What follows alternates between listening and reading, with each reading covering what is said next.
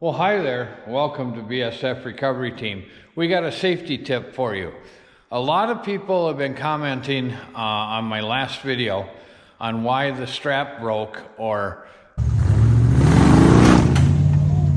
not necessarily why, but they've been commenting on the strap breaking and using a kinetic rope or something like that. I want to explain to you why that strap broke, and I can do that. First of all, you need to know that the recovery point on that truck wasn't like this. It was like this. It was a plate of metal that was bolted to the frame with a large hole in it and kind of sharp edges on the metal. And what was done is they put a strap through the hole like this. If I can get this through one-handed. No, maybe not. Hang on.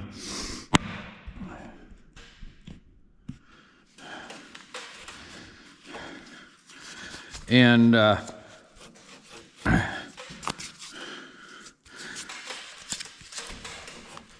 they put a strap through like this. It's a little hard to do. The wrecker's in the air and I'm standing on a stool. But they put a strap through like this. They doubled it up, and because there was a short distance or a short run, so they doubled it up and just had one layer of the strap through the hole cut in the metal with a little bit of a sharp edge. What do you expect's going to happen? That's right, the strap's going to cut itself after a couple of jerks. Now, even if a soft shackle was used like this, well, you're going to run into the same problem. Even though this fiber here, this protectorant, will slow down the action, it will still eventually cut itself or damage the soft shackle. There, that's a little better. I grabbed the stand for the camera. What should have been done is, if that was the only recovery point the truck had, what should have been done is a metal shackle should have been used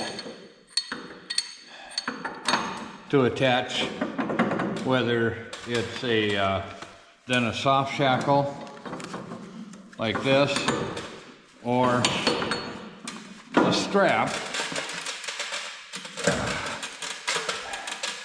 you know, could be doubled up, and then it's against a round point rather than a sharp edge. Chains are not allowed in off-road situations at Trollhagen. So chains are not anything to use for jerking. But a hard metal shackle should have been used, whether it's a rope, hang on, whether it's a kinetic rope. See, putting a kinetic rope through there, you know, that's, well, it's almost impossible.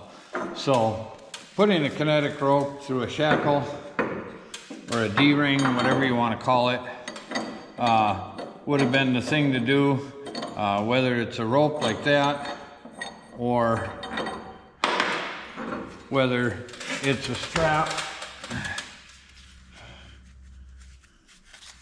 you know, like this.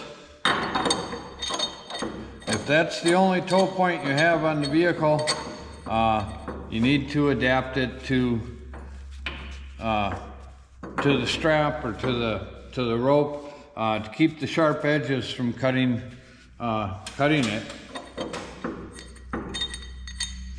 So that was the problem